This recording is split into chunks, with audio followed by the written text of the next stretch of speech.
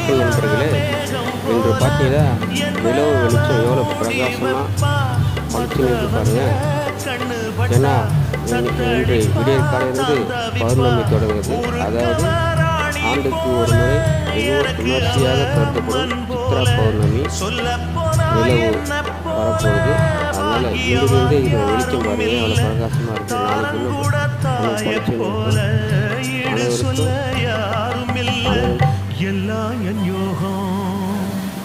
ராத்திரியில் பாடும் பாட்டு கேட்க கேட்க ஆசையாச்சு. ஆத்தங்கர ஈரக்காத்து மேலப்பட்டு மோகம் ஆச்சு. கோடு நிலாச்சோறு ஏன் பொண்ணு மணித்தேரு கூட வந்து சேரு நான் சொட்டுங்க நிச்சாரு. ராத்திரியில் பாடும் பாட்டு